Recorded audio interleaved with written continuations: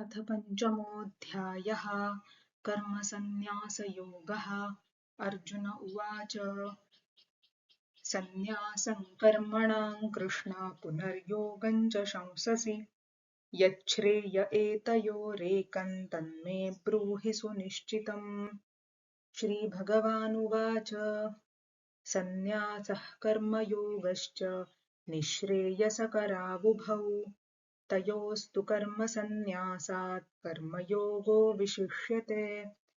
ज्ञेयः स नित्यसन्न्यासी यो न द्वेष्टि न काङ्क्षति निर्द्वन्द्वो हि महाबाहो सुखं बन्धात् प्रमुच्यते।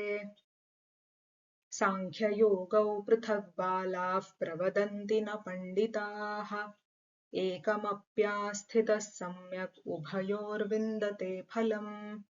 यत्साङ्ख्यैः प्राप्यते स्थानं तद्योगैरपि गम्यते। एकं साङ्ख्यं च योगं च यः पश्यति स पश्यति।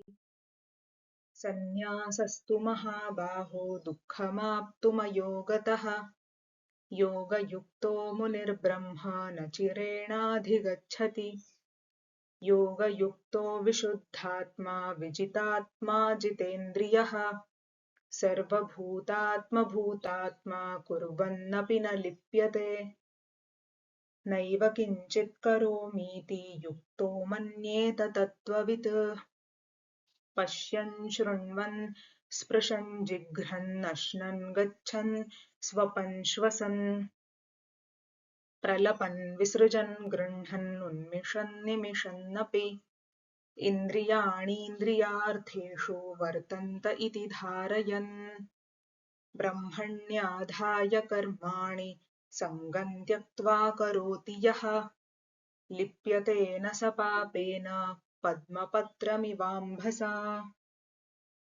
कायेन मनसा बुद्ध्या केवलैरिन्द्रियैरपि योगिनः कर्म कुर्वन्ति सङ्गं त्यक्त्वात्मशुद्धये। युक्तः कर्मफलं त्यक्त्वा शान्तिमाप्नोति नैष्ठिकीम् अयुक्तः कामकारेण फले सक्तो निबध्यते। सर्वकर्माणि मनसा सन्न्यस्यास्ते सुखं वशी नवद्वारे पुरे देहि नैव कुर्वन्न कारयन् न कर्तृत्वं न कर्माणि लोकस्य सृजति प्रभुः न कर्मफलसंयोगं स्वभावस्तु प्रवर्तते।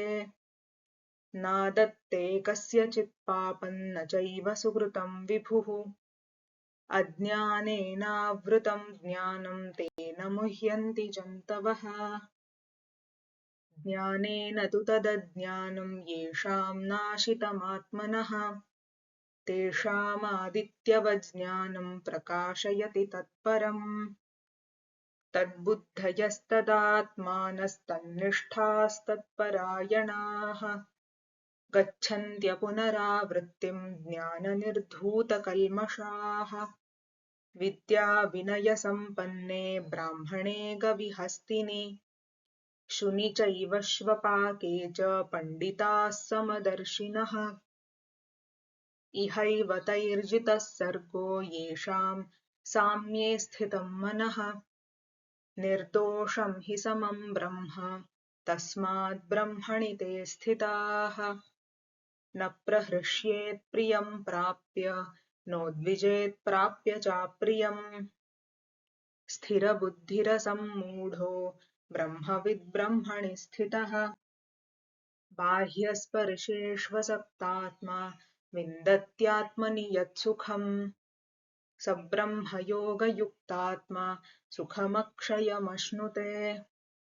ये हि संस्पर्शजा भोगा दुःखयोनय एव ते आद्यन्तवन्तः कौन्तेय न तेषु रमते बुधः शक्नोतीहैव यः सोढुं प्राक्शरीरविमोक्षणात् कामक्रोधोद्भवं वेगं स युक्तः स सुखी नरः योऽन्तः सुखोऽन्तरारामस्तथान्तर्ज्योतिरेव यः स योगी ब्रह्मनिर्वाणं ब्रह्मभूतोऽधिगच्छति।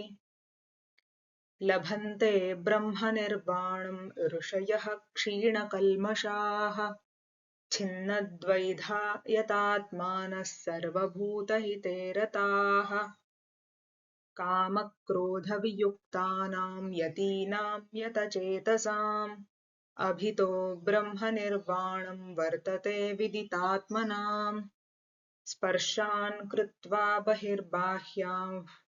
बाह्यान् चक्षुश्चैवान्तरे भ्रुवोः प्राणापानौ समौ कृत्वा नासाभ्यन्तरचारिणौ यतेन्द्रियमनोबुद्धिर्मुनिर्मोक्षपरायणः विगतेच्छाभयक्रोधो यः सदा मुक्त एव सः भोक्तारं यज्ञतपसां सर्वलोकमहेश्वरम् सुहृदं सर्वभूतानां ज्ञात्वा मां शान्तिमृच्छति तत्सदिति श्रीमद्भगवद्गीतासु उपनिषत्सु ब्रह्मविद्यायां योगशास्त्रे श्रीकृष्णार्जुनसंवादे कर्मसन्न्यासयोगो नाम पञ्चमोऽध्यायः।